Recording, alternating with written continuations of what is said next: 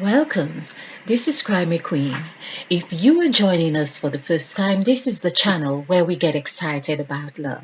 This is where we ignite that which dwells from within us, that which comes alive, makes us smile. Hence we say the crimson light is life. Okay, so if you're new to this channel and I talk about the crimson light, so the crimson light is really that warmth or energy or whatever that is within us that makes us come alive, that which we can't really see but we sense that experience or drive or realization, anything to that connotation, is I label it as the crimson light. So basically it's the blood that pumps up within you, that comes alive. Okay, so I said the blood, and that has just come to mind because I have been reading about Christ, of course, because this channel is about sacrifice, and of course you speak of sacrifice and Christ, you know it's about blood.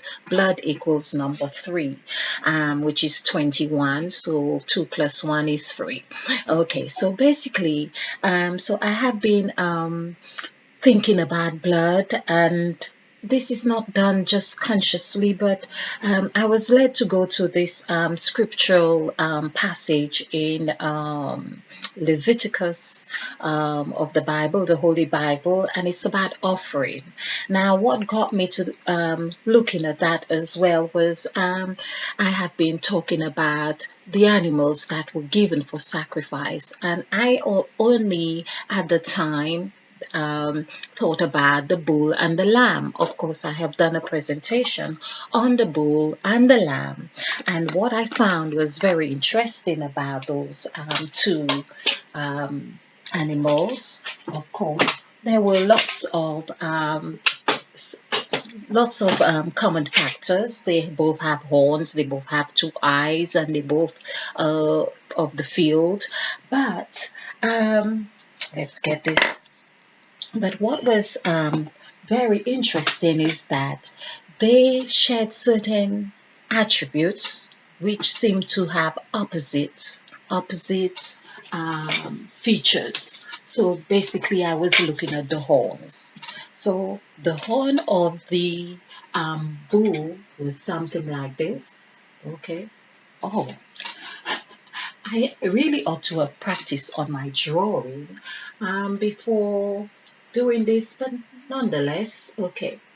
So the bull was something like this, and the lamb was something, the lamb would be, or the ram would be something like this. Okay. I think it's getting a little bit better. I'm hoping it does. But what I found very interesting was that one was up, one was down. One was, we could say, straight and the other curved. We have this. And so we could say that the polarities were being presented there. It's as if, just like in today's time, we are all talking about balancing the earth, balancing the earth's energy. That would seem to represent such a command, if you like, or such a requirement, because at one time we are on the straight and narrow, okay, and then we are on the curve. The one time we are on the hard, or what seem like more rigid hair, the rigid feature, and then we have, of course, this is also rigid in a sense, but you could see the softness, the curves gives that soft connotation. Now, I think it's important to really have a better drawing. I would have to say that I must write the words in case you don't understand my drawing. So we are talking about the bull and the lamb, LAMB. So the essence of this is really to embrace time and seasons, and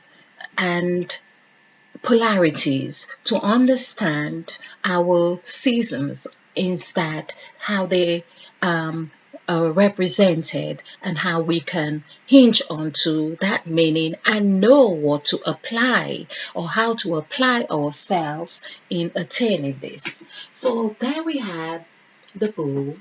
Okay, the bull has we're going to give it eyes. So this is the bull, and his horns are hair. Okay, and by right, I really ought to know a bull better. I think he has a nose like this. Okay, and then we have the ram. Okay, so hair, ram. Oh, don't know if the ram's got eyebrows, but there we go. Okay. This ram is looking too human. But however, in fact, well, shouldn't say too human, perhaps that's what was necessary. Okay. So, okay. So there we have the ram, and there we have the bull. And we could see, I have covered that before, but I just felt it was necessary to go over this to help with the emphasis to help us connect our minds into our time, our season now, in helping us to realize what is necessary. What is, and of course, we had equate Christ sacrifice as the lamb, which according to the scriptures that Christ was the ultimate sacrifice. Now, I will say that the Christ for me is that Christ's spirit, a kundalini or the third eye, or however you wish to define that, which gives you or puts you in a position where you can be in that new section here, and your eye would be open. In other words, it perhaps would be where, or a second version, or a parallel like it to say, this is where Eve had eaten of the fruit of knowledge. So here, for instance, when Christ came, he spoke about believe if you believe, and there was lots of emphasis for us to believe. But I am believing that we ought to get to the stage where we are in this new position, number 5, where our I, as in number I, as in letter 8, which equals God, that we are able to have this L like a lever. We are able to open the windows of heaven, if you like, with the L like a window or part of a window or a lever, and be in a position where we can really see that we are indeed God, or we are indeed Eve. We are indeed creative beings. Okay, now just to put this in perspective for people who are finding it, like myself at one time, who found it difficult to say, well, I am God, is that it would be like the prodigal son, or it would be like you were from a royal family or from a rich family. Let's just put it this way. You were a prince or a king. And of course, one day you would have to take the throne. You would have to give the others. You would have to honor. You would have to be answered to. So there in that way is saying that you are king. Now you were king even before you had taken that position.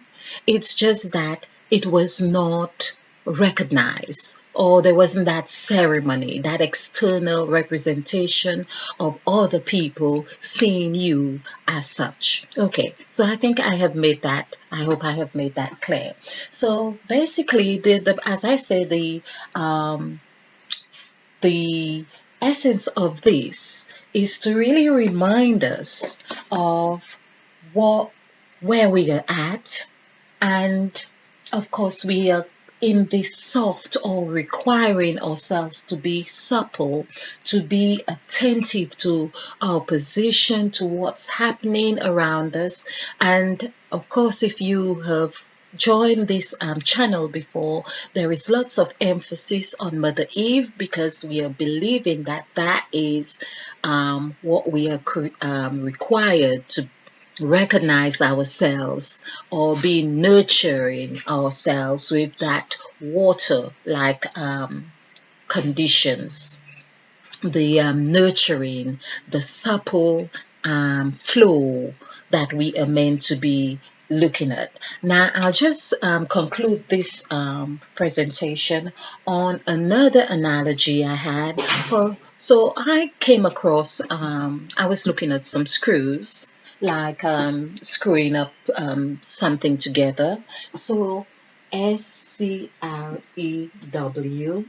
and that's one. I'm just going to quickly do the numerical value for that, which is 5.